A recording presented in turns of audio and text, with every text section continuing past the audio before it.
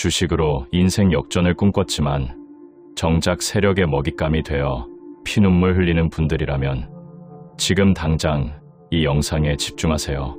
오마의 현인, 워렌 버핏의 스승이자 전설적인 수익률을 기록한 벤저민 그레이엄은 현재처럼 변동성이 미쳐 날뛰는 폭락장에서도 떼돈을 벌 수 있는 단 하나의 치트키를 남겼습니다.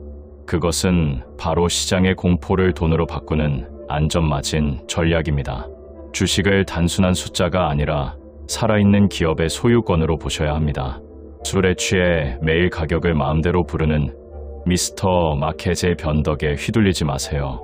남들이 테마주와 급등주의 영혼까지 끌어모아 베팅할 때 여러분은 철저하게 내재 가치보다 싼 종목을 골라내는 사냥꾼이 되어야 합니다. 기업의 진짜 가치보다 훨씬 낮은 가격에 사는 것, 이것이 바로 손실은 막고 수익은 무한대로 여는 경제적 자유의 유일한 열쇠입니다. 복리의 마법은 차트의 화려함이 아니라 재무제표의 진실에서 시작됩니다. 남들이 공포에 질려 던질 때 웃으며 쓸어 담는 가치 투자의 본질을 깨닫는 순간 여러분의 계좌는 상상도 못할 속도로 우상향하게 될 것입니다. 챕터 1. 워렌 버핏도 평생 따라 한 가치 투자 공식. 주식으로 돈을 잃는 사람들에게는 단 하나의 공통점이 있습니다. 바로 싸게 사는 법을 모른다는 것입니다. 지금 이 순간에도 수많은 개인 투자자들이 주가가 오른다는 뉴스에 흥분하여 고점에서 매수하고 주가가 폭락한다는 공포에 떨며 저점에서 손절하는 최악의 패턴을 반복하고 있습니다. 그런데 놀라운 사실이 있습니다. 역사상 가장 위대한 투자자로 손꼽히는 워렌 버핏조차도 신혼여행 기간에 읽고 또 읽었던 가치 투자 원칙이 있습니다. 그 원칙은 지금도 유효하며 이것을 제대로 이해한 사람은 미국 인류 경제학부를 졸업한 전문가보다 더 나은 투자 결과를 만들어 낼 수 있습니다. 버핏은 실제로 이렇게 말했습니다. 이 원칙을 따라하면 절대로 틀리지 않을 것이라고요. 오늘 여러분께 그 원칙을 하나하나 낱낱이 알려드리겠습니다. 많은 사람들이 주식 투자와 주식 투기를 혼동합니다. 이 둘의 차이를 제대로 이해하지 못하면 아무리 오랫동안 주식시장에 머물러도 결국 돈을 잃게 됩니다. 투자란 철저한 분석을 통해 원금의 안정과 충분한 수익을 약속받는 행위입니다. 이 두 가지 조건을 충족하지 못하면 그것은 모두 투기입니다. 주가가 오를 것 같다는 느낌으로 매수하는 것, 누군가 추천해서 무작정 따라 사는 것, 단기간에 크게 오를 것 같은 인기의 종목을 쫓아다니는 것, 이 모든 것이 투기입니다. 투기는 항상 매혹적이며 특히 이익이 나는 동안에는 정말 재미있습니다. 하지만 역사는 언제나 같은 결말을 보여줍니다. 가장 경계해야 할 투기자의 전형적인 사고방식은 이렇습니다.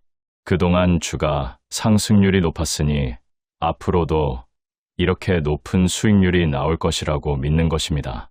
지금 주가가 지나치게 높은 상태이고 따라서 향후에는 수익률이 나빠질 수 있다는 생각을 진지하게 하지 않습니다. 주식을 보유하는 대부분의 기간의 투기 요소, 즉 손실 위험 요소가 항상 존재한다는 점을 확실히 인식해야 하며 투자자는 이런 투기 요소를 낮은 수준으로 억제해야 합니다. 그리고 장기간 손실에 시달릴 수도 있으므로 금전적으로나 심리적으로나 대비하고 있어야 합니다. 이 사실을 받아들이는 순간부터 진정한 가치 투자의 세계가 열립니다. 챕터 2. 주가 폭락 직전 반드시 나타나는 신호. 시장 분위기가 극단적 비관론에서 극단적 낙관론으로 바뀌는 순간이 있습니다. 대부분의 사람들은 이 순간을 투자 기회로 봅니다. 뉴스에서는 증시 호황이라고 떠들고 주변 사람들은 주식으로 돈을 쉽게 벌었다는 이야기를 늘어놓습니다. 그런데 진짜 노련한 투자자들은 이 순간을 어떻게 볼까요?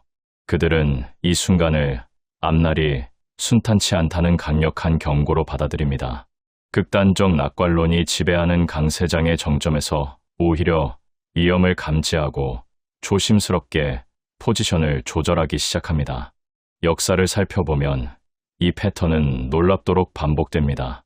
다우지수가 사상 최고점을 경신할 때마다 전문가들은 낙관론을 쏟아냈고 일반 투자자들은 환호했습니다. 그러나 그 직후마다 주가는 처참하게 무너졌습니다. 불과 몇 개월 만에 27%에 이르는 손실이 발생하기도 했고 인기 성장주들은 90% 이상 폭락하기도 했습니다. 더 충격적인 것은 이른바 인기 신주들, 즉 터무니없이 높은 공모가에 상장되고 나서도 무모한 투기에 의해 미친 수준까지 주가가 상승했던 종목들이 순식간에 90% 이상 폭락했다는 사실입니다. 이런 역사적 흐름 속에서 현명한 가치 투자자는 어떻게 행동해야 할까요? 핵심은 바로 가격 선택입니다. 시점을 예측하여 언제 사고 언제 팔지를 마치려는 시점 선택은 전문가조차도 불가능에 가까운 영역입니다. 하지만 가격 선택, 즉 주가가 적정 가격보다 낮을 때 사고 높을 때 파는 원칙은 누구나 배우고 실천할 수 있습니다. 시점 선택에 몰두하면 결국 투기꾼이 되어 투기꾼에 어울리는 성과를 얻게 됩니다. 반면 가격 선택만으로도 충분히 만족스러운 투자 수익을 달성할 수 있습니다. 이것이 가치 투자의 핵심입니다. 주가가 전반적으로 지나치게 높은 상황이라고 판단될 때 현명한 투자자가 실천해야 할 원칙들이 있습니다. 빚을 끌어서 주식을 매수하거나 보유하지 않는 것이 첫 번째입니다. 포트폴리오에서 주식 보유 비중을 늘리지 않는 것이 두 번째입니다. 필요하면 포트폴리오에서 주식 비중을 50% 이하로 낮추는 것이 세 번째입니다. 그리고 남은 자금은 채권에 투자하거나 예금 계좌에 넣어두는 것이 네 번째입니다. 이 원칙들은 단순해 보이지만 시장의 광기 속에서 지키기는 결코 쉽지 않습니다. 챕터 3. 워렌 버핏이 직접 검증한 가치 투자 종목 선정 기준 4가지. 많은 분들이 어떤 종목을 사야 하는지를 묻습니다. 주식 시장에 수천 개의 종목이 존재하는데 그중 어떤 것을 골라야 할까요? 가치 투자의 핵심은 바로 종목 선정의 기준을 명확히 세우는 것입니다. 워렌 버핏이 강조한 방어적 투자자를 위한 종목 선정 기준은 크게 4가지입니다. 이 기준들을 그대로 따라하면 절대 틀리지 않는다고 버핏 스스로도 말했습니다. 첫 번째 기준은 분산 투자 종목 수입니다. 포트폴리오에 보유하는 종목 수를 10개에서 30개 사이로 유지해야 합니다. 너무 적으면 리스크가 집중되고 너무 많으면 관리가 불가능해집니다. 10개에서 30개, 이 범위를 지키는 것만으로도 분산 투자 원칙을 제대로 실천하는 것입니다. 두 번째 기준은 재무 건전성입니다. 재무 구조가 건전한 유명 대기업들 중에서만 선정해야 합니다. 자본과 인재가 풍부한 대기업은 역경을 이겨내고 실적을 회복하기가 상대적으로 쉽고 실적이 회복되면 시장이 신속하게 반응하는 특성이 있습니다. 세 번째 기준은 배당의 지속성입니다. 장기간 지속적으로 배당을 지급한 기업들 중에서만 선정해야 합니다. 꾸준히 배당을 지급해 온 기업은 안정적인 이익 창출 능력을 갖추고 있다는 증거입니다. 배당을 지속적으로 지급하는 기업은 최소한 그 기간 동안 이익을 꾸준히 낸 기업이라는 의미이며 이는 재무 안정성의 강력한 지표입니다. 네 번째 기준은 주가 수익 비율입니다. 주가 수익 비율이 15 이하인 종목만 매수해야 합니다. 주가 수익 비율이 15를 초과하는 종목, 특히 20을 훌쩍 넘어가는 인기 성장주들은 가격이 지나치게 높게 형성되어 있어 방어적 투자자에게는 적합하지 않습니다. 성장주는 불확실하고 위험함으로 방어적 투자에는 적합하지 않다는 것이 가치 투자의 일관된 입장입니다. 이 4가지 기준을 충실하게 따른다면 포트폴리오를 자주 변경할 필요도 없습니다. 기준에 맞는 종목을 골라 담은 뒤 오랫동안 보유하는 것. 이것이 가치 투자의 실천입니다. 역사상 주식 투자로 가장 많은 돈을 번 워렌 버핏은 이 투자 원칙의 85%를 그대로 따라했습니다. 이 원칙을 따르면 언제 부자가 되느냐고 물으실 수 있습니다. 버핏이 그 답입니다. 또한 종목 선정에 있어 매우 중요한 추가 기준이 있습니다. 유동자산에서 총 부채를 뺀 순유동자산 가치가 현재 주가보다 높은 종목입니다. 이런 종목은 회사가 보유한 자산만으로도 현재 시가총액을 초과하는 상태이므로 극단적으로 저평가된 상태라 할 수 있습니다. 이런 종목이 시장에 등장하는 것은 흔치 않지만 주가 폭락기에는 드물지 않게 나타납니다. 시가총액이 회사가 보유한 현금과 순유동자산의 합계보다 낮다는 것은 회사를 통째로 사는 것이 회사의 청산 가치보다 싸다는 의미입니다. 이것이 바로 가치투자가 말하는 절호의 기회입니다. 챕터 4. 매월 이것만 했어도 연 21.5% 수익. 가치투자를 실천하면서 가장 강력한 도구 중 하나는 바로 정액 매수 적립식 투자입니다. 이것은 매우 단순합니다. 매월 똑같은 금액을 주식 매수에 투입하는 것입니다. 주가가 오르든 내리든 상관없이 정해진 금액을 정해진 날짜에 투자하는 방식입니다. 이 방법이 왜 강력할까요? 주가가 높을 때는 적게 사고 주가가 낮을 때는 더 많이 사게 되기 때문입니다. 자동으로 저가 매수 효과가 발생합니다.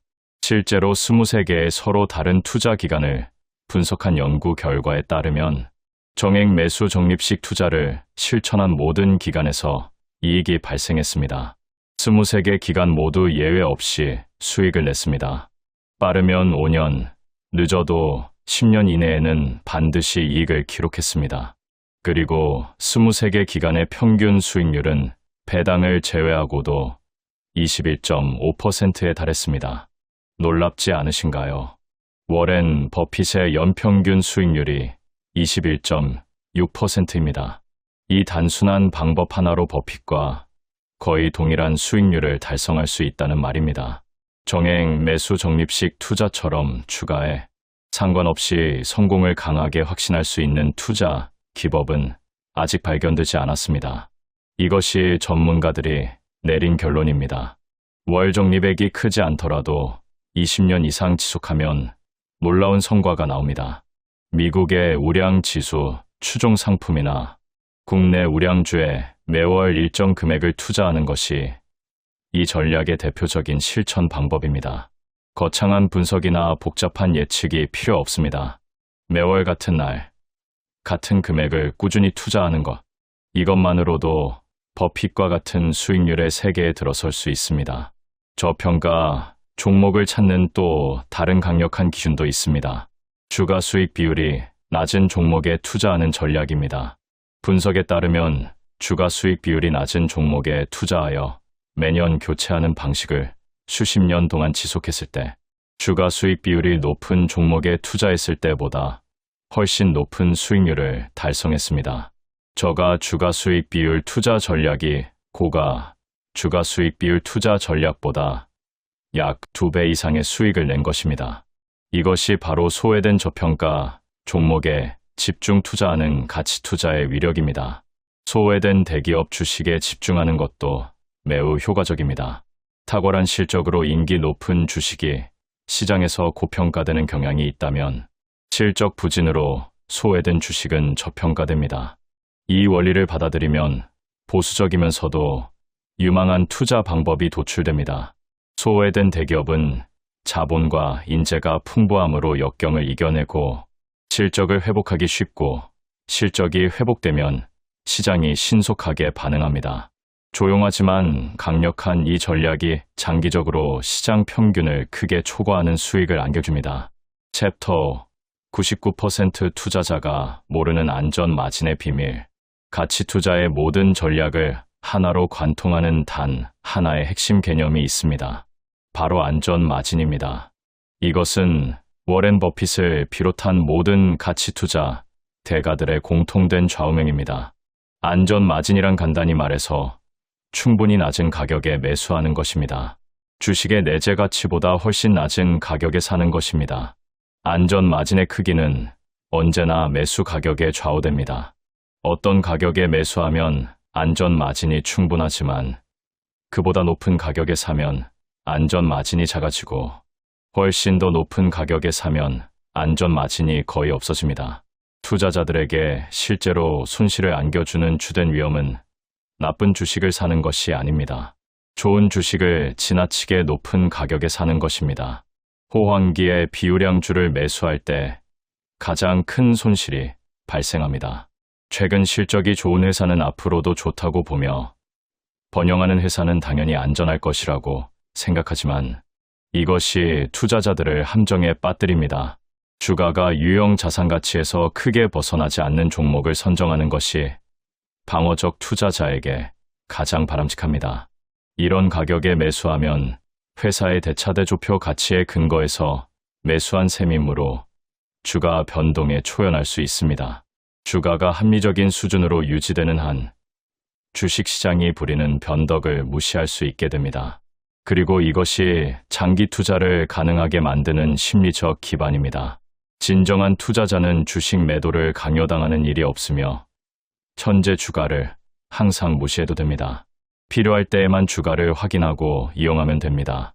투자자가 일시적인 주가 하락에 과도하게 우려하거나 공포에 가담한다면 자신이 보유한 강점을 약점으로 바꾸는 셈이 됩니다. 싸게 샀다면 주가가 떨어져도 손실이 아닙니다. 기업의 내재 가치가 하락하지 않았고 언젠가 주가가 회복될 것이라고 기대할 수 있기 때문입니다.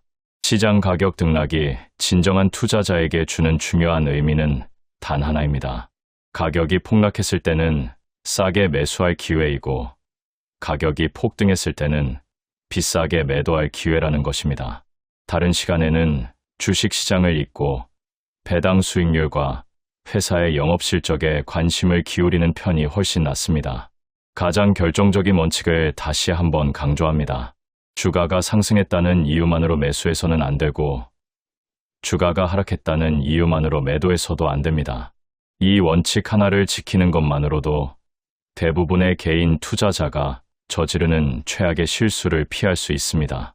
투기꾼과 투자자의 가장 뚜렷한 차이는 주가 흐름을 대하는 태도에서 드러납니다.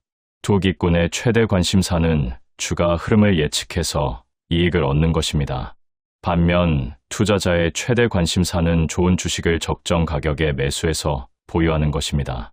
투자자는 반드시 주가가 낮아질 때까지 매수를 연기해야만 할까요?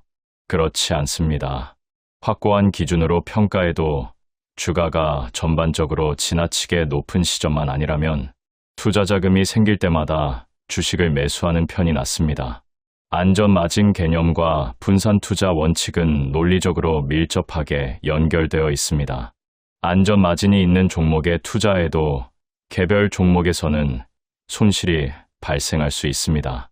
안전 마진이 손실 가능성보다 이익 가능성을 높여줄 뿐이지 손실을 완전히 방지해 주지는 못합니다. 그러나 안전 마진을 갖춘 종목의 수가 증가할수록 이익의 합계가 손실의 합계를 초과할 가능성이 더 확실해집니다. 이것이 분산 투자를 반드시 실천해야 하는 이유이고 10개에서 30개의 종목을 유지하라는 기준이 나온 배경입니다. 평범한 주식이라도 충분히 낮은 가격에 매수하면 안전한 투자가 될 수 있습니다. 투자자가 박식하고 노련해야 하며 적절하게 분산 투자해야 합니다. 가격이 충분히 낮아서 안전 마진이 커지면 그 증거는 투자의 요건을 충족하는 것입니다. 가치 투자란 결국 이것입니다. 기업의 진정한 가치를 따져보고 그 가치보다 싸게 사는 것입니다. 손해보지 않는 것입니다. 이 두 가지 원칙만 지키면 됩니다. 주가가 내재 가치보다 싸면 투자를 두렵게 만드는 주변의 소문과 공포는 모두 무시하고 사야 합니다. 주가가 내재 가치보다 높아져 안전 마진이 사라지면 주위에서 아무리 좋다고 떠들어도 사지 말아야 합니다. 성공한 투자자들은 모두 대중을 따라가지 않고 과감하게 반대 방향으로 갔습니다. 변화가 많을수록 본질은 그대로입니다. 수십 년, 아니 수백 년이 흘러도 변하지 않는 이 가치 투자 원칙들을 지금 당장 여러분의 투자 원칙으로 삼으십시오. 이것이 평범한 개인 투자자가 부자가 되는 가장 확실하고 검증된 방법입니다. 챕터 6. 인플레이션 시대에 주식 투자하면 무조건 오른다는 거짓말. 많은 투자자들이 공통적으로 갖고 있는 믿음이 하나 있습니다. 물가가 오르면 기업의 자산 가치도 함께 올라가므로 주가도 당연히 상승한다는 생각입니다. 인플레이션 시대에는 무조건 주식에 투자해야 한다는 말을 너무나 자주 듣다 보니 어느새 이것이 당연한 진리처럼 받아들여지고 있습니다. 그런데 이것은 사실이 아닙니다. 역사적 데이터를 보면 인플레이션과 기업의 이익 및 주가 흐름 사이에는 밀접한 상관관계가 없습니다. 오히려 인플레이션이 심화되는 시기에 기업의 이익과 주가가 동시에 하락하는 경우가 반복적으로 나타났습니다. 왜 이런 일이 발생할까요? 인플레이션이 발생하면 자산의 가치는 명목상 증가합니다. 그러나 그와 동시에 기업이 지불해야 하는 임금도 함께 상승합니다. 원자재 가격도 올라갑니다. 기업이 추가로 구입해야 하는 설비와 자본의 가격도 치솟습니다. 결국 자산 가치가 늘어나는 속도보다 기업이 부담해야 하는 비용이 더 빠르게 증가하기 때문에 전체적인 수익률과 매출은 오히려 감소하는 역설이 발생합니다. 더 심각한 문제는 부채입니다. 높아진 임금과 원자재 가격, 추가 자본 투자 비용을 충당하기 위해 기업들은 부채를 늘릴 수밖에 없습니다. 부채 비율이 급증하는 것입니다. 투자 업계와 경제 전문가들이 기업의 부채 증가 속도에 그토록 무관심하다는 사실이 오히려 더 놀랍습니다. 이 사실이 현재 여러분의 투자 판단에 주는 교훈은 분명합니다. 인플레이션이 더 심해질 것으로 예상된다면 투자하는 것을 자제해야 합니다. 인플레이션이 예상되는데도 불구하고 계속 오르고 있는 주식을 사들이는 실수를 저지른다면 이것은 고난으로 가는 지름길입니다. 금리가 가파르게 오르고 물가 상승이 지속되는 국면에서 무작정 주식 비중을 늘리는 것이 얼마나 위험한 판단인지를 가치 투자의 역사는 수없이 증명해 왔습니다. 반면 인플레이션이 안정되고 금리가 안정화되는 국면에서 기업의 이익 성장이 재개되는 시점을 포착하여 저평가된 우량 종목의 분산, 투자하는 것이 진정한 가치 투자의 타이밍입니다. 이것이 단순히 주가의 방향을 예측하는 시점 선택과 다른 점입니다. 가치 투자자는 경제 환경이 기업의 실질 이익에 어떤 영향을 미치는지를 분석하여 매수 가격의 타당성을 판단합니다. 그것이 경제의 흐름을 무시하는 것이 아니라 그 흐름이 가격에 얼마나 반영되어 있는지를 정확히 보는 것이 핵심입니다. 챕터 7. 주식에 개미가 미쳐 있는 이유. 가치 투자를 이해하는 데 있어 가장 강력한 개념 중 하나는 주식시장을 어떻게 바라볼 것인가에 관한 것입니다. 주식시장을 하나의 인격체로 상상해 보십시오. 이 인격체는 매일 여러분에게 찾아와서 여러분이 보유한 주식을 특정 가격에 사겠다거나 아니면 여러분이 원하는 주식을 특정 가격에 팔겠다고 제안합니다. 그런데 이 인격체는 매우 변덕스럽습니다. 어떤 날은 지나치게 낙관적이어서 말도 안 되는 높은 가격을 제시합니다. 또 어떤 날은 극도로 비관적이어서 터무니없이 낮은 가격을 제시합니다. 이 비유가 전달하는 핵심 메시지는 단순합니다. 여러분은 이 제안을 받아들여도 되고 무시해도 됩니다. 시장이 제시하는 가격이 마음에 들면 거래하면 됩니다. 마음에 들지 않으면 그냥 내일을 기다리면 됩니다. 시장이 제시하는 가격은 매일 바뀌기 때문입니다. 문제는 대부분의 투자자들이 이 변덕스러운 시장의 제안에 감정적으로 휩쓸린다는 것입니다. 시장이 흥분하면 따라서 흥분하고 시장이 공포에 떨면 따라서 공포에 떱니다. 이것이 대부분의 개인 투자자가 돈을 잃는 근본적인 원인입니다. 진정한 가치 투자자는 시장의 감정과 자신의 감정을 분리합니다. 시장이 공포에 질려 우량주를 헐값에 내놓을 때 그것을 기회로 인식하고 차분하게 매수합니다. 시장이 흥분하여 평범한 주식에 터무니없는 프리미엄을 붙일 때 그것을 위험 신호로 인식하고 조용히 매도하거나 현금을 보유합니다. 이 원칙을 실천하기 위해서는 무엇이 필요할까요? 바로 내재 가치에 대한 확고한 기준입니다. 주식의 진짜 가치를 스스로 계산할 수 있어야만 시장이 틀렸을 때를 알아볼 수 있습니다. 그래서 가치 투자에서 재무제표 분석이 그토록 중요한 것입니다. 주가가 대폭 상승하면 사람들은 만족감을 느끼면서도 경솔하게 행동하려는 강한 유혹을 받습니다. 지금이라도 과감하게 더 매수해야 한다는 최악의 생각을 하게 됩니다. 설문조사를 하면 누구나 그런 상황에서 냉정하게 대응하겠다고 답하지만 실제 행동은 정반대입니다. 현명한 투자자조차 대중에 휩쓸리지 않으려면 상당한 의지력이 필요합니다. 사람들은 손익에 대한 계산보다 심리에 훨씬 더 많은 영향을 받기 때문입니다. 그래서 기계적인 원칙이 필요합니다. 주가가 상승하면 주식 비중을 줄이고 채권이나 현금 비중을 늘립니다. 주가가 하락하면 주식 비중을 늘립니다. 이 단순한 원칙을 기계적으로 지키는 것만으로도 감정적 투자의 함정을 피할 수 있습니다. 챕터 8. 성장주 투자의 치명적 함정. 모두가 좋다고 할 때가 가장 위험한 이유. 주식 투자를 처음 시작하는 분들이 가장 많이 빠지는 함정이 있습니다. 바로 성장주 투자입니다. 매출이 폭발적으로 증가하고 미래가 밝아 보이고 뉴스에서 연일 좋은 소식이 들려오는 기업의 주식을 사면 당연히 돈을 벌 수 있을 것 같습니다. 하지만 가치 투자의 관점에서 보면 이것은 가장 위험한 투자 방식 중 하나입니다. 왜 그럴까요? 첫 번째 이유는 가격의 문제입니다. 실적이 좋고 전망이 밝은 주식은 주가도 그만큼 높습니다. 이렇게 높은 가격의 주식을 사면 밝은 전망에 대해 이미 가격을 모두 지불한 셈입니다. 투자자의 예측이 정확히 맞아떨어지더라도 수익은 그다지 크지 않습니다. 이미 시장이 모든 좋은 소식을 가격에 반영해버렸기 때문입니다. 두 번째 이유는 예측의 불확실성입니다. 높은 성장률은 영원히 유지될 수 없습니다. 장기간 높은 성장률을 달성한 기업은 이미 규모가 거대해져서 시간이 갈수록 성장률을 유지하기가 어려워집니다.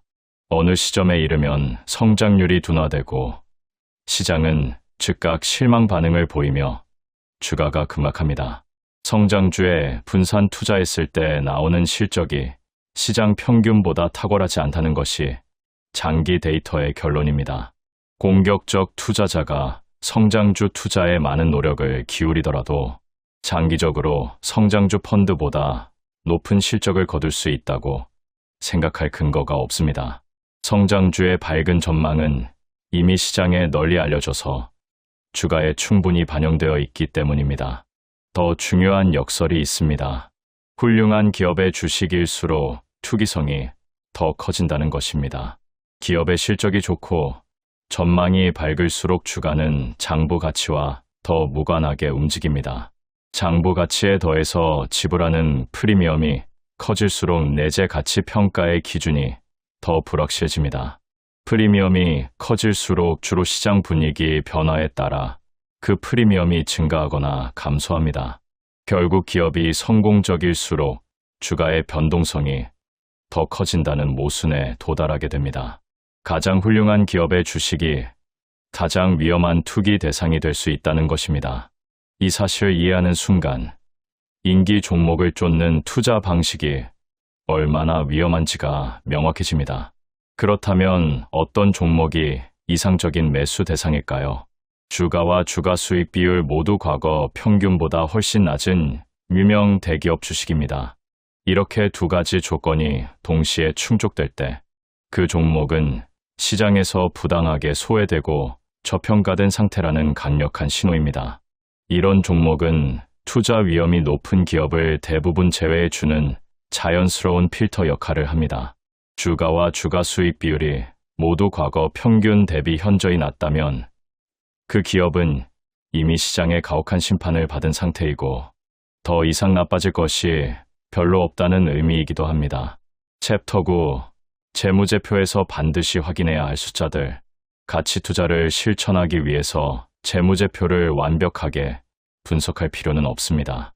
하지만 몇 가지 핵심 지표만큼은 반드시 확인해야 합니다. 이 지표들을 모르면 안전 마진이 있는 종목과 없는 종목을 구분하는 것이 불가능합니다. 복잡하지 않습니다. 네이버 금융만 활용해도 이 모든 정보를 확인할 수 있습니다. 가장 먼저 확인해야 할 것은 유동 비율입니다. 유동 비율은 유동 자산을 유동 부채로 나눈 값입니다. 이 비율이 200% 이상이어야 재무 구조가 건전한 기업으로 볼 수 있습니다. 유동 비율이 높다는 것은 기업이 단기적인 부채를 충분히 갚을 수 있는 능력을 갖추고 있다는 의미입니다. 유동 비율이 낮은 기업은 경기 침체나 예상치 못한 위기 상황에서 심각한 유동성 문제를 겪을 수 있습니다. 두 번째로 확인해야 할 것은 장기 부채 수준입니다. 장기 부채가 순운전 자본, 즉 유동 자산에서 유동 부채를 뺀 값을 초과하지 않아야 합니다. 이 조건을 충족하지 못하는 기업은 장기 채무 부담이 지나치게 크다는 신호입니다. 세 번째로 중요한 지표는 주가순 자산 비율입니다. 주가순 자산 비율이 1.5 이하인 종목이 가치 투자의 관점에서 매력적입니다. 여기서 한 가지 더 나아가면 주가 수익 비율과 주가순 자산 비율을 곱한 값이 22.5 이하인 종목을 찾는 것이 이상적인 기준입니다. 주가 수익 비율이 15이고 주가순 자산 비율이 1.5라면 두 값의 곱은 22.5가 됩니다. 이 기준은 두 지표 중 하나가 상대적으로 높더라도 다른 하나가 낮으면 어느 정도 허용할 수 있다는 유연성을 제공합니다. 네 번째로 확인해야 할 것은 이익의 지속성입니다. 최근 10년 동안 적자를 기록한 사례가 없어야 합니다. 한 번도 적자를 내지 않았다는 것은 그 기업이 다양한 경제, 환경 속에서도 이익을 창출하는 안정적인 사업 모델을 갖추고 있다는 강력한 증거입니다. 특히 경기 침체 국면에서 어떻게 실적이 나왔는지를 반드시 확인해야 합니다. 호황기에는 거의 모든 기업이 이익을 냅니다. 진짜 검증은 불황기에 이루어집니다. 다섯 번째 지표는 이익 성장률입니다. 주당 순이익의 10년 성장률이 33% 이상이어야 합니다. 10년 동안 총 33% 성장이면 연평균으로 약 3% 성장에 해당합니다. 이것은 매우 보수적인 기준이지만 이 기준조차 충족하지 못하는 기업들이 생각보다 많습니다. 이 다섯 가지 지표를 동시에 충족하는 기업의 수는 전체 상장 기업 중에서 극히 일부에 불과합니다. 그것이 바로 이 기준들의 가치입니다. 좋은 기업을 찾기 어려운 것이 아닙니다. 좋은 기업을 좋은 가격에 사는 것이 어렵습니다. 이 다섯 가지 지표가 그 두 가지 조건을 동시에 충족하는 종목을 찾는데 도움을 줍니다. 재무제표를 보는 것이 어렵게 느껴지는 분들도 이 다섯 가지 숫자만큼은 반드시 확인하는 습관을 들이십시오. 이것이 주식 투자에서 생존하는 가장 기본적인 기술입니다. 챕터 10. 지금 당장 포트폴리오를 점검해야 하는 이유. 장기 투자의 진짜 의미. 많은 분들이 장기 투자라는 말을 오해합니다. 무엇이든 사놓고 오래 가지고 있으면 된다는 생각, 혹은 손실이 나도 버티면 언젠가 오른다는 생각이 장기 투자라고 착각하는 경우가 많습니다. 그러나 가치 투자에서 말하는 장기 투자는 전혀 다른 개념입니다. 제대로 된 기준으로 분석하여 내재 가치보다 충분히 낮은 가격에 매수한 종목을 그 기업의 본질적 가치가 훼손되지 않는 한 오랫동안 보유하는 것입니다. 아무 기업이나 사놓고 버티는 것이 아닙니다. 장기 투자가 힘든 진짜 이유가 있습니다. 주가가 하락할 때 느끼는 심리적 압박을 견디기 어렵기 때문입니다. 주가가 매입 가격보다 20%, 30% 떨어지면 어떤 생각이 드시나요? 내가 잘못 산 것은 아닐까 하는 의심이 밀려옵니다. 주변에서 이제 더 떨어진다고 하면 공포가 커집니다. 결국 손절하게 됩니다. 이 함정에서 빠져나오는 방법은 딱 하나입니다. 내가 왜 이 주식을 샀는지에 대한 명확한 근거가 있어야 합니다. 기업의 재무 상태와 내재 가치를 직접 분석한 결과가 있어야 합니다. 그래야만 주가가 하락해도 내가 틀린 것인지, 시장이 틀린 것인지를 구분할 수 있습니다. 기업의 실적을 항상 엄중하게 감시할 필요는 없지만 가끔은 철저하게 조사해야 합니다. 대부분의 기업은 세월이 흠에 따라 특성과 장점이 변합니다. 개선되는 기업도 있지만 악화되는 기업이 더 많습니다. 내가 처음 이 기업을 분석했을 때의 근거가 지금도 유효한지를 주기적으로 확인하는 것이 장기 투자의 올바른 실천입니다. 매출이 지속적으로 감소하고 있다면, 경쟁력이 현저하게 약해지고 있다면, 부채가 급격히 늘어나고 있다면 이것은 손절의 이유가 아니라 보유 근거 자체가 사라진 것입니다. 이때는 과감하게 매도해야 합니다. 반면 기업의 펀더멘털은 건재한데 시장의 일시적인 공포나 단기 실적 부진으로 주가만 하락한 경우라면 이것은 오히려 추가 매수를 검토할 기회입니다. 여유 자금과 확신이 있다면 이 기회를 이용해서 평균 매입 단가를 낮출 수 있습니다. 하지만 여기서 중요한 전제 조건이 있습니다. 반드시 여유 자금이어야 한다는 것입니다. 언제 필요할지 모르는 생활비나 비상금을 주식에 투자해서는 안 됩니다. 주식 시장의 저점이 언제인지는 아무도 모릅니다. 저점이라고 생각한 가격에서 또 절반이 떨어질 수도 있습니다. 감당할 수 있는 범위 내에서 투자하는 것이 장기 투자를 가능하게 만드는 현실적인 전제 조건입니다.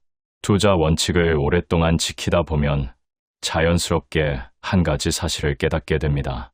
인기 있는 종목보다 소외된 종목이, 화려한 성장주보다 조용한 저평가, 우량주가, 단기 급등 테마보다 꾸준한 배당 지급 기업이 장기적으로 더 나은 성과를 가져다 준다는 것입니다.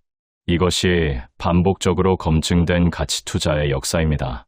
수십 년의 시장 데이터가 이것을 증명합니다. 복잡한 분석이나 특별한 재능이 없어도 이 단순한 원칙들을 꾸준히 지키는 것만으로도 시장 평균을 초과하는 수익을 달성할 수 있습니다. 투자 조언을 얻는 방식에도 주의가 필요합니다. 자신이 어느 정도 기준을 갖추지 않은 상태에서 외부의 조언을 그대로 따르는 것은 위험합니다. 증권사 분석 자료 대부분은 이미 대중이 알고 있는 내용을 담고 있어서 주가에 이미 충분히 반영되어 있습니다. 인기 있는 산업이 별로라거나 비인기 산업이 실제로는 매우 유망하다는 분석 자료는 거의 찾아볼 수 없습니다. 투자 조언을 얻고자 한다면 먼저 스스로 판단할 수 있는 기준을 갖추어야 합니다. 그래야만 들려오는 조언들을 취사 선택할 수 있습니다.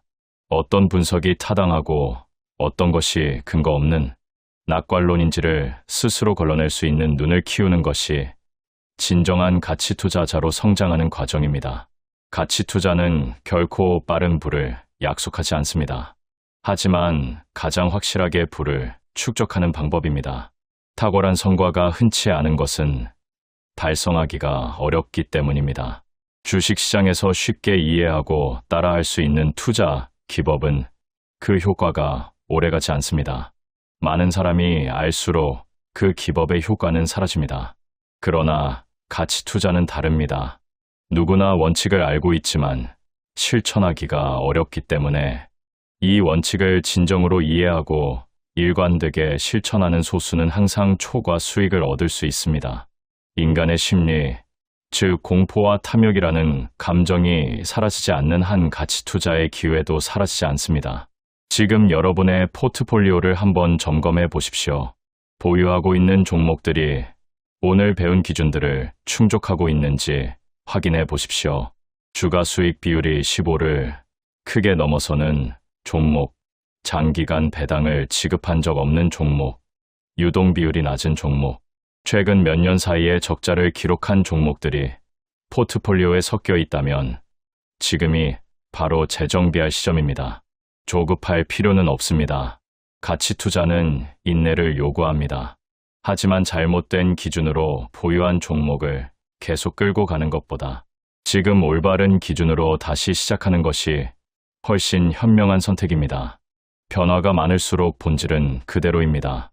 수십 년이 지나도 변하지 않는 이 원칙들이 여러분의 투자 인생에서 가장 든든한 나침반이 되어줄 것입니다.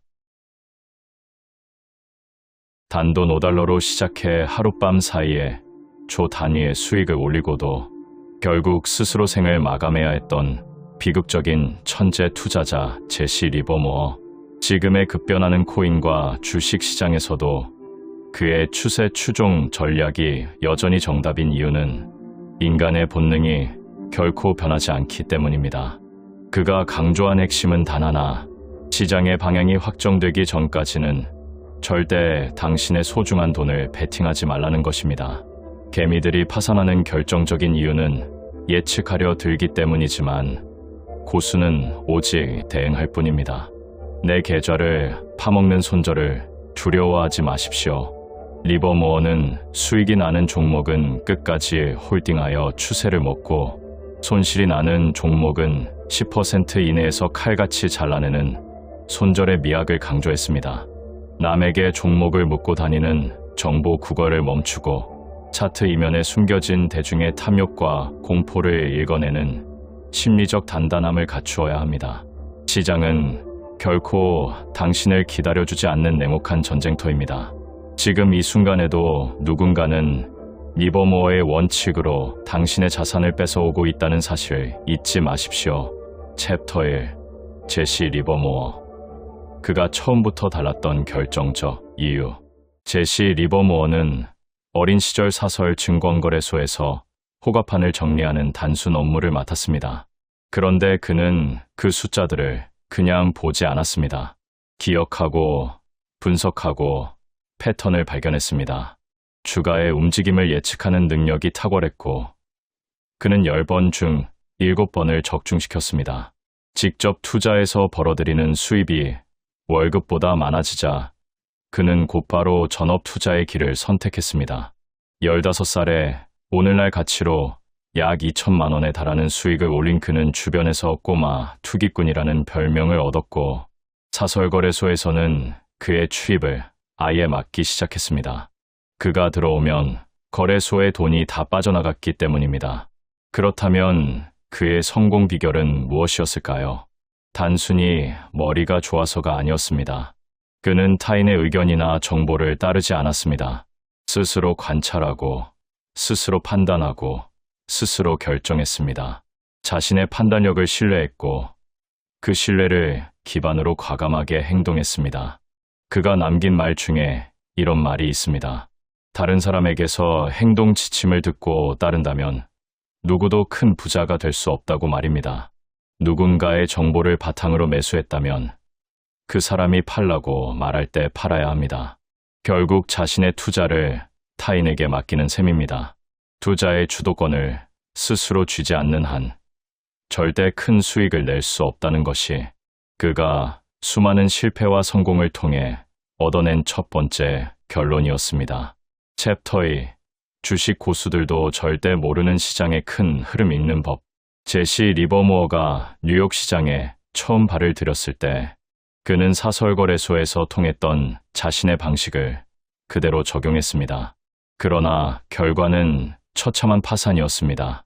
그는 그 이유를 정확하게 짚어냈습니다. 사설거래소에서 통하던 방법이 실제 시장에서는 전혀 다른 환경이었기 때문입니다. 상황이 바뀌었는데 방법을 바꾸지 않은 것. 그것이 첫 번째 실패의 원인이었습니다. 이후 그는 연속된 파산과 재기를 반복하면서 하나의 거대한 진리를 발견합니다. 주식시장에서 단기 매매로 적은 돈을 버는 것은 가능합니다. 그러나 진짜 큰 돈은 시장의 큰 흐름, 즉 강세장과 약세장의 전환점에서 만들어집니다. 그는 이것을 몸으로 체득하기까지 수십억 원의 수업료를 냈습니다. 매일 매매하는 것보다 어리석은 일은 없다고 그는 단언했습니다. 진짜 기회가 오기 전까지는 가만히 기다리는 것이 최고의 전략이라고 말입니다. 그는 나이 든 한 현명한 투자자를 통해 이 사실을 더욱 깊이 깨닫게 됩니다. 그 노인은 주변에서 좋은 정보를 건네줘도 지금은 강세장이라는 말 하나로 모든 것을 일축했습니다. 단기적인 등락에 흔들리지 않고 시장 전체의 방향성을 붙드는 것, 그것이 대박의 근원이라는 것을 그 노인은 몸소 실천하고 있었습니다. 제시 리버모어는 이 가르침을 이렇게 요약했습니다. 내가 큰 돈을 벌 수 있었던 것은 사고하는 능력 때문이 아니라 진득하게 자리를 지킬 수 있었기 때문이라고 말입니다. 강세장에서는 강세론을 유지하고 약세장에서는 약세론을 유지하는 것. 말로는 너무나 단순하게 들립니다. 그런데 이것이 실제로는 가장 어려운 일입니다.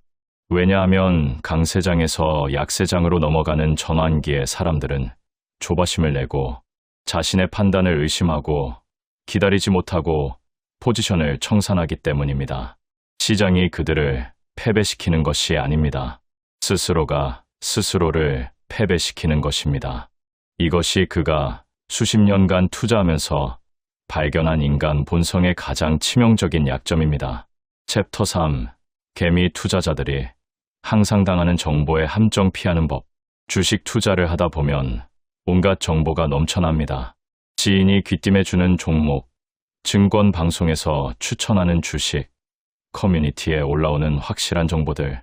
그런데 제시 리버모어는 이 모든 정보를 단 하나의 문장으로 정리합니다. 돈이 되는 정보는 절대 세상에 공표되지 않는다고 말입니다. 그 이유는 아주 명확합니다. 어떤 기업에 진짜 호재가 있다면 그것을 먼저 아는 내부자들은 절대 그 정보를 즉시 공개하지 않습니다. 먼저 자신들이 충분히 매수한 뒤에 그제야 언론에 이야기를 흘립니다. 언론은 권위 있는 출처를 통해 대대적으로 보도하고 그 보도를 보고 개인 투자자들이 달려들어 매수합니다. 그 순간 내부자들은 팔기 시작합니다. 결국 정보를 받아서 매수한 사람들은 누군가의 매도를 받아주는 역할, 즉 들러리를 한 셈입니다. 정보가 참이든 거짓이든 결론은 같습니다. 정보를 그대로 받아들이면 손해를 봅니다. 그렇다면 어떻게 해야 할까요? 제시 리버모어는 관찰이야말로 최고의 비밀 정보라고 말했습니다. 타인이 정리해서 건네주는 정보가 아니라 스스로 관찰하고 수집하고 정리한 정보만이 진짜 자신의 무기가 된다는 것입니다. 정보를 생산하는 사람이 이기고 정보를 소비하는 사람은 결국 들러리로 남습니다. 여기서 중요한 것은 관찰에 특별한 재능이 필요하지 않다는 사실입니다. 상식적인 수준에서 시장을 바라보고 언론의 태도를 주의 깊게 살피며 그 이면에 숨겨진 의도를 읽어내는 것만으로도 충분합니다. 특히 제시 리버모어가 강조한 것이 언론의 태도였습니다. 그는 신문에 실린 광고 하나에서 시장의 불길한 징조를 읽어냈고 그 감각 하나로 하루에 50억 원에 달하는 수익을 올렸습니다.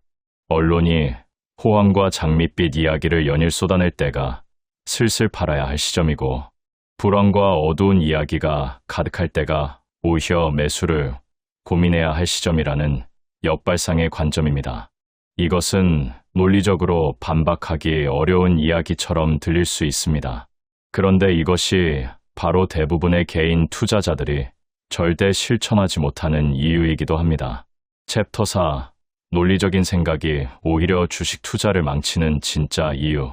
제시 리버모어가 인생에서 가장 크게 실패한 순간을 들여다보면 그 공통점이 하나 있습니다. 바로 타인의 설득에 흔들렸을 때입니다. 그는 언변이 뛰어나고 논리정연한 한 인물에게 지속적으로 설득을 당했습니다. 그 사람의 말은 논리적이었고 데이터와 사실에 기반했으며 들을수록 그럴듯하게 느껴졌습니다. 결국 제시 리버모어는 자신이 확신했던 포지션을 뒤집었고 자산의 90%를 잃었습니다. 그는 나중에 이 경험을 돌아보며 이렇게 말했습니다. 사람은 자신의 신념과 반대로 행동하도록 설득당하지는 않을 수 있으나 다른 사람의 말로 인해 불확실하고 우유부단한 상태로 변할 수 있다고 말입니다. 이 상태가 가장 위험합니다. 확신도 없고 포기도 못하고 어중간한 상태로 흔들리는 것. 그것이 투자자를 망하게 만드는 가장 강력한 적입니다. 논리적인 생각이 왜 투자에서 위험할까요? 논리적인 이야기는 설명하기 쉽고 이해하기 쉽습니다. 그렇기 때문에 빠르게 퍼지고 여론이 형성되고 군중이 움직입니다. 그런데 군중이 이미 알고 있는 정보, 모두가 동의하는 논리는 이미 시장 가격에 반영되어 있습니다. 거기서는 큰 수익이 나지 않습니다. 편안함을 느낄 수는 있지만 진짜 수익은 불편한 곳에 있습니다. 남들이 비논리적이라고 손가락질하는 곳, 그곳에 역발상 투자의 기회가 숨어 있습니다. 그렇다고 무조건 반대로 가라는 말이 아닙니다. 스스로 깊이 공부하고 관찰하고 자신만의 판단을 세운 뒤에 그 판단이 대중의 논리와 다를 때 흔들리지 않는 것이 핵심입니다. 남들이 틀렸다고 해도 비난받아도 그 내면의 목소리에 조용히 귀를 기울이고 작은 규모로 먼저 확인해 나가는 과정, 그 과정을 통해 스스로에 대한 신뢰가 쌓이고 그 신뢰가 결국 큰 수익으로 이어집니다. 제시 리버모어 자신도 여러 번의 실패와 재기를 통해 이 사실을 뼈저리게 체득했습니다. 챕터 5. 주식 투자에서 절대 잃지 않는 사람들이 공통적으로 실천하는 것. 제시 리버모어는 성공한 투자자의 특성을 4가지로 정리했습니다. 관찰력, 수학적 계산 능력, 경험, 기억력입니다. 그런데 여기서 놓치지 말아야 할 것이 있습니다. 그는 투자자들이 실패하는 이유도 4가지로 정리했습니다. 무지, 탐욕, 희망, 공포입니다. 이 두 목록을 함께 보면 결국 투자의 성패는 지식보다 심리에서 결정된다는 것을 알 수 있습니다. 그는 약세장이 올 것이라는 확신을 갖고 공매도 포지션을 취했지만 타이밍이 너무 일렀습니다. 시장은 그가 예상한 것보다 훨씬 오래 버텼고 그는 그 기다림을 견디지 못하고 포지션을 청산했습니다. 올바른 판단이었음에도 불구하고 큰 손실을 봤습니다. 그가 내린 결론은 이렇습니다. 약세장의 초기에 대규모 포지션을 취하는 것은 위험하다는 것이었습니다. 방향은 맞았지만 시기가 문제였습니다. 주식 투자에서 방향뿐 아니라 타이밍도 중요하다는 사실, 그리고 그 타이밍을 견뎌낼 심리적 내구성이 없으면 옳은 판단도 손실로 끝날 수 있다는 사실입니다. 그렇다면 어떻게 심리를 관리해야 할까요? 제시 리버모어는 자신의 심리 상태가 거래에 적합하지 않을 때는 절대로 시장에 들어가서는 안 된다고 강조했습니다. 병에 시달리거나 감정이 격해져 있거나 외부 압력에 흔들려 있을 때는 아무리 좋은 기회처럼 보여도 거래를 멈춰야 한다는 것입니다. 냉정하고 차분한 상태에서만 내면의 목소리가 제대로 들리기 때문입니다. 그는 거래를 하지 않는 것도 하나의 전략이라는 사실을 뒤늦게 깨달았습니다. 또한 그는 돈을 잃어야 배운다는 사실도 강조했습니다. 무엇을 하지 말아야 하는지 알기 위해 전 재산을 잃는 것보다 좋은 방법은 없다고까지 말했습니다. 이 말은 일부러 돈을 잃으라는 게 아닙니다. 잃은 돈에서 반드시 무언가를 배워야 한다는 뜻입니다. 단순히 운이 나빠서 잃은 것으로 치부하지 말고 어디서 잘못됐는지, 왜 그런 판단을 내렸는지, 어떤 심리가 작동했는지를 면밀히 돌아봐야 합니다. 그 반성이 쌓일수록 투자자로서의 역량이 깊어집니다. 주식 투자에서 계속해서 살아남는 사람들의 공통점은 천재적인 두뇌나 특별한 정보 네트워크가 아닙니다. 자신을 아는 사람, 자신의 약점을 인정하는 사람, 시장의 큰 흐름을 읽고 그 흐름에 몸을 맡길 줄 아는 사람, 그리고 확신이 없을 때는 과감하게 기다릴 줄 아는 사람입니다. 제시 리버모어는 수조 원을 벌었지만 결국 모든 것을 잃었습니다. 그 이유 역시 스스로가 경고했던 탐욕과 심리적 흔들림에서 벗어나지 못했기 때문입니다. 이것이 그의 삶이 단순한 성공 신화가 아닌 깊은 교훈으로 남아있는 이유입니다. 주식 투자는 결국 시장과의 싸움이 아닙니다. 자기 자신과의 싸움입니다. 탐욕을 누르고 공포를 이기고 흔들림 없이 자신의 판단을 믿으며 차분하게 시장을 관찰하는 것. 이것이 말로는 쉽지만 실천으로는 평생이 걸리는 일이기도 합니다. 제시 리버모어는 그 사실을 온몸으로 증명하며 살다 갔습니다. 그가 남긴 투자 철학은 수십 년이 지난 지금도 전 세계 수많은 투자자들의 나침반이 되고 있습니다. 왜냐하면 시장은 변해도 그것을 바라보는 인간의 심리는 변하지 않기 때문입니다. 역사는 반복됩니다. 그리고 그 반복 속에서 원칙을 지키는 사람만이 살아남습니다. 여러분은 지금 어떤 선택을 하고 계십니까? 챕터 6. 주식 투자 고수들만 아는 피라미딩 매매법의 진짜 원리. 제시 리버모어가 창시한 것으로 알려진 피라미딩 매매법은 오늘날에도 많은 전문 트레이더들이 활용하는 전략입니다. 그런데 대부분의 개인 투자자들은 이 개념을 완전히 반대로 이해하고 있습니다. 주가가 떨어질수록 더 많이 사는 것이 피라미딩이라고 생각하는 분들이 많은데, 제시 리버모어의 피라미딩은 정반대입니다. 주가가 자신의 예측대로 오를 때, 즉 확신이 현실로 증명될 때마다 조금씩 더 사는 방식입니다. 이 원리를 이해하려면 먼저 왜 우리가 직관적으로 하악할 때 더 사고 싶어지는지를 알아야 합니다. 주가가 내려갈수록 더 싸게 살 수 있다는 논리, 평균 단가를 낮출 수 있다는 생각, 이것은 인간의 본능에 굉장히 자연스럽게 들어맞는 사고방식입니다.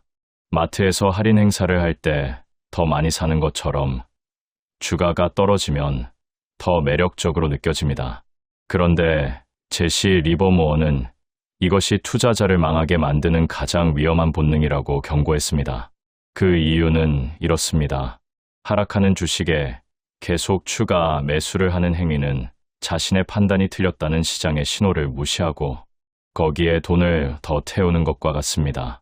시장은 잔인하리만큼 냉정합니다. 내가 맞고 시장이 틀렸다는 생각으로 버티는 동안 자본은 점점 잠식되고 심리적 압박은 커져서 결국 판단력마저 흐려집니다. 반면 피라미딩은 자신의 판단이 옳다는 것을 시장이 먼저 증명해 줄 때까지 기다린 뒤 그 확인을 받고 나서 포지션을 늘리는 방식입니다. 처음에는 작게 진입하고 주가가 예상한 방향으로 움직이면 추가로 매수합니다. 그리고 또 한 번 더 오르면 그때 또 추가합니다. 이렇게 하면 평균 매입 단가는 처음보다 높아집니다. 수학적으로만 보면 손해처럼 보일 수 있습니다. 그런데 왜 이것이 더 현명한 방법일까요? 왜냐하면 이 방식은 자신이 틀렸을 때의 손실을 최소화하고 자신이 맞았을 때의 수익을 극대화하는 구조이기 때문입니다. 처음에 소량만 진입했다가 판단이 틀렸다면 작은 손실로 끝납니다. 그러나 판단이 맞아서 주가가 오른다면 그 오르는 추세에 올라타면서 포지션을 점점 키울 수 있습니다. 결국 큰 수익은 대부분 이 추가 매수에서 나옵니다. 처음 진입한 소량의 포지션에서 나오는 수익보다 추세를 확인하면서 늘린 포지션에서 나오는 수익이 훨씬 크다는 것이 핵심입니다. 단, 이 방법에는 반드시 전제 조건이 필요합니다. 처음 진입할 때부터 어느 수준 이하로 주가가 내려가면 무조건 손절하겠다는 명확한 기준선이 있어야 합니다. 기준선 없이 피라미딩을 따라하다가는 추세가 바뀌는 순간 큰 손실을 입게 됩니다. 피라미딩의 전제는 손절의 기준선입니다. 이 두 가지는 함께 작동할 때만 효과를 발휘합니다. 챕터 7. 손절의 미학. 제시 리버모어의 투자 인생에서 가장 반복적으로 등장하는 키워드가 하나 있습니다. 바로 손실을 제한해야 한다는 원칙입니다.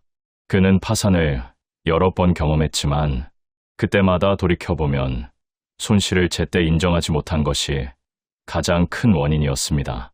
주가가 예상과 반대로 움직이고 있음에도 곧 오르겠지 하는 희망을 붙잡고 버티는 행위, 그것이 작은 손실을 파산으로 키웠습니다. 왜 사람들은 손절을 못할까요? 이것은 단순히 의지의 문제가 아닙니다. 인간의 뇌는 손실, 극도로 두려워하도록 설계되어 있습니다. 심리학적 연구에 따르면 사람들은 같은 크기의 이익에서 느끼는 기쁨보다 같은 크기의 손실에서 느끼는 고통을 2배 이상 크게 느낍니다. 그래서 손실이 확정되는 것을 본능적으로 회피합니다. 아직 팔지 않았으니 손해가 아니라는 심리, 언젠가는 올라올 것이라는 막연한 기다림, 이 심리가 손절을 막는 가장 강력한 장벽입니다. 제시 리버모어는 이 본능을 거스르는 것이 투자자로서의 핵심 역량이라고 말했습니다. 손실이 날 때 포지션을 청산하는 것은 판단이 틀렸음을 인정하는 행위입니다. 그런데 사람들은 자신의 판단이 틀렸다는 것을 인정하기 싫어합니다. 자존심이 걸려 있기 때문입니다. 그러나 투자에서 자존심은 가장 비싼 사치품입니다. 자존심을 지키다가 계좌가 반토막 나는 경우를 그는 직접 경험했고, 그 경험을 통해 손절은 패배가 아니라 전략이라는 결론에 도달했습니다. 구체적으로 손절을 어떻게 설정해야 할까요? 제시 리버모어의 방식은 매수하기 전에 먼저 이 판단이 틀렸음을 확인할 수 있는 가격 수준이 어디인지를 정하는 것이었습니다. 주가가 그 수준을 하향 돌파하면 자신의 판단이 틀렸다는 신호로 해석하고 미련 없이 빠져나왔습니다. 이것은 감정이 아닌 시스템으로 손절하는 방식입니다. 감정으로 손절하면 공포에 질려 너무 일찍 팔거나 희망을 붙잡고 너무 늦게 팝니다. 반면 시스템으로 손절하면 감정의 개입 없이 일관성 있게 리스크를 관리할 수 있습니다. 손절은 투자에서 보험과 같습니다. 보험료가 아까워 보여도 큰 사고가 났을 때 그것이 전부를 지켜줍니다. 챕터 8 수익을 내고도 결국 잃는 이유.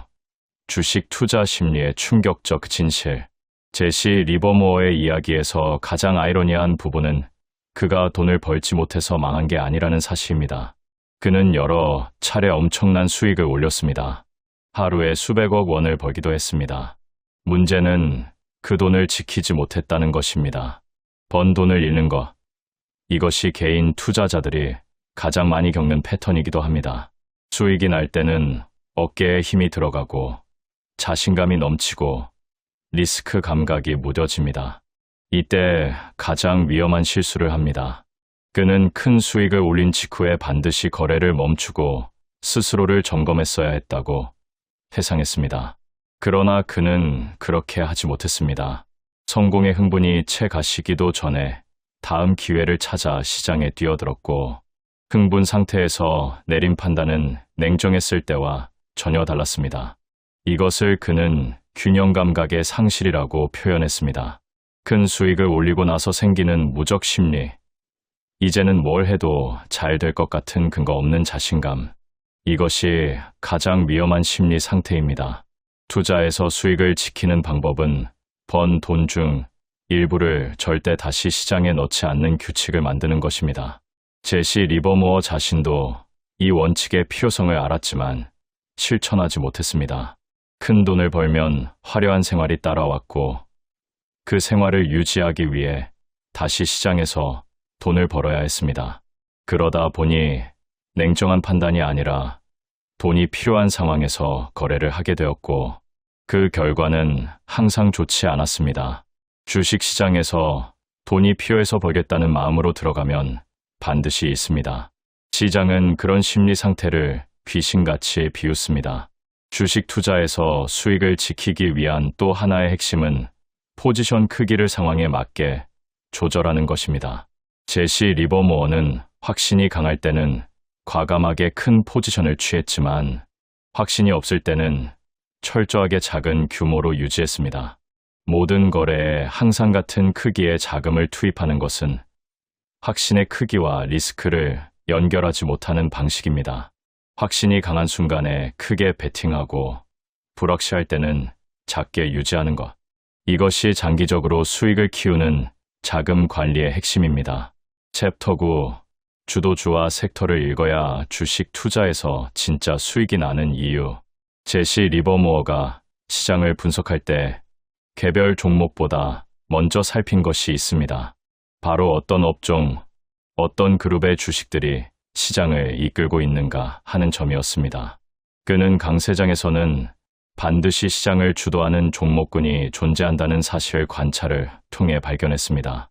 그 주도 종목들이 먼저 오르기 시작하고 뒤따라 다른 종목들이 따라오릅니다. 그리고 주도 종목들이 힘을 잃기 시작할 때 시장 전체의 강세장도 끝을 향해 가기 시작합니다. 이 원리는 오늘날의 주식 시장에서도 동일하게 작동합니다. 특정 시기의 시장을 이끄는 업종과 테마가 있고, 그 흐름에 올라탄 종목들이 가장 큰 수익을 냅니다.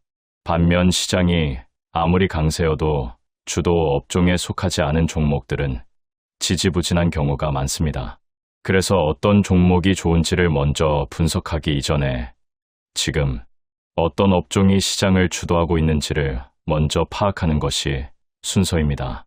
제시 리버모어는 주도 종목을 찾는 기준으로 거래량을 매우 중요하게 봤습니다. 주가가 오를 때 거래량이 동반 증가하는 종목, 주가가 잠시 쉬어갈 때 거래량이 줄어드는 종목이 진짜 강한 주도주라는 것이었습니다. 반면 거래량 없이 주가만 오르는 종목은 세력이 없는 허약한 상승이라고 봤습니다. 이 관찰은 오늘날에도 유효합니다. 거래량은 시장 참여자들의 의지를 보여주는 가장 솔직한 지표입니다. 또한 그는 주가가 중요한 가격 수준을 돌파할 때 진입하는 방식을 선호했습니다. 일정 기간 동안 횡보하던 주가가 특정 저항선을 돌파할 때 그 에너지는 매우 강력합니다. 왜냐하면 그 저항선 아래에서 오래 기다리며 지쳐있던 투자자들이 돌파가 확인되는 순간 본격적으로 매수에 나서기 때문입니다. 반면 저항선을 돌파하지 못한 채 오르는 척하다가 내려오는 패턴은 가짜 상승일 가능성이 높습니다. 그래서 그는 주가가 오르기 전에 미리 사려고 서두르지 않았습니다. 돌파를 기다렸고 돌파가 확인되면 그때 진입했습니다. 더 비싸게 사는 것처럼 보이지만 이것이 훨씬 더 안전하고 확률 높은 방법이라는 것을 경험으로 증명했습니다. 챕터 10. 전설적인 투자자가 마지막으로 남긴 말. 지금 당장 실천하십시오. 제시 리버모어의 투자 인생 전체를 관통하는 하나의 문장이 있다면 이것일 것입니다. 시장은 항상 옳다. 이 말의 의미는 시장이 항상 공정하다거나 내 편이라는 뜻이 아닙니다. 시장이 내 판단과 반대로 움직이고 있다면 틀린 것은 시장이 아니라 나라는 뜻입니다. 이 단순한 사실을 받아들이는 것이 생각보다 훨씬 어렵습니다.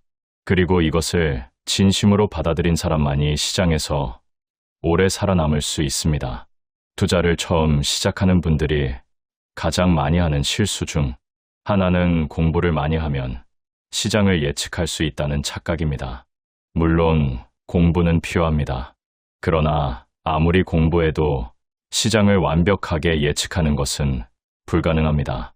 제시 리버모어도 수십 년의 경험과 탁월한 분석 능력에도 불구하고 수차례 파산했습니다.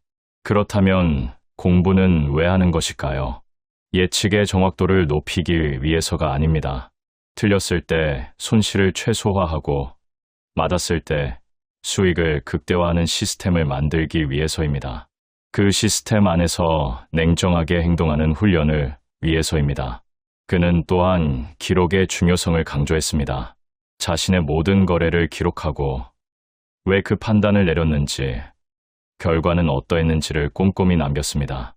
이 기록이 축적될수록 자신의 패턴이 보이기 시작합니다. 어떤 상황에서 자주 실수를 하는지, 어떤 심리 상태에서 최악의 판단을 내리는지, 어떤 조건에서 가장 좋은 수익이 나는지가 데이터로 남게 됩니다. 그리고 이 데이터가 바로 자신만의 투자 원칙이 되고 자신만의 시스템이 됩니다. 타인의 원칙을 빌려다 쓰는 것과 자신의 경험에서 나온 원칙을 실천하는 것은 근본적으로 다릅니다.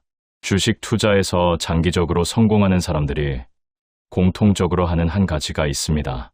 바로 꾸준히 배우는 태도입니다. 시장은 살아있는 생명체처럼 계속 변합니다. 새로운 업종이 부상하고 기존의 강자가 무너지고 시장 참여자들의 구성도 달라집니다. 그 변화에 맞춰 자신도 계속 진화해야 합니다. 한때 통했던 방법이 지금은 통하지 않을 수 있고 지금은 생소한 방법이 앞으로 핵심이 될 수도 있습니다. 변화를 두려워하지 않고 계속해서 공부하고 적응하는 태도, 이것이 제시 리버모어가 여러 번의 파산 속에서도 다시 일어날 수 있었던 가장 근본적인 힘이었습니다. 마지막으로 가장 중요한 이야기를 드리겠습니다. 제시 리버모어는 스스로 탐욕을 실패의 가장 큰 원인으로 꼽았지만 끝내 그것을 극복하지 못했습니다. 그리고 그것이 그의 비극적 결말로 이어졌습니다. 이 사실이 우리에게 주는 교훈은 단순합니다. 아무리 뛰어난 통찰력과 투자 실력을 갖추었어도 인간으로서의 심리적 약점을 다스리지 못하면 결국 그 약점에 무너진다는 것입니다. 주식 투자는 결국 숫자의 게임이 아니라 자기 자신과의 싸움입니다. 시장을 이기기 전에 먼저 자기 자신을 이겨야 합니다. 충분한 수익을 거뒀다면 그것으로 만족하는 기준을 스스로 정해놓는 것. 특정 금액이 모이면 반드시 일부를 시장 밖으로 빼내는 규칙을 만들어 두는 것. 리스크를 허용 범위 이상으로 키우지 않겠다는 원칙을 지키는 것. 이런 단순한 규칙들이 쌓여서 결국 장기적으로 살아남는 투자자를 만들어냅니다. 제시 리버모어의 삶은 성공의 모델이기도 하지만 동시에 이 규칙들을 지키지 못했을 때 어떤 결과가 오는지를 보여주는 가장 강력한 경고이기도 합니다. 그의 이야기를 단순한 과거의 전설로만 읽지 마십시오. 지금 이 순간 자신의 투자 습관과 비교하면서 읽어야 합니다. 그래야 이 이야기가 진짜 살아있는 교훈이 됩니다. 시장은 오늘도 열려있고 기회는 항상 찾아옵니다. 그 기회를 잡을 준비가 된 투자자는 공부하고 기다리고 스스로를 다스리는 사람입니다. 바로 여러분이 그 사람이 되시기 바랍니다.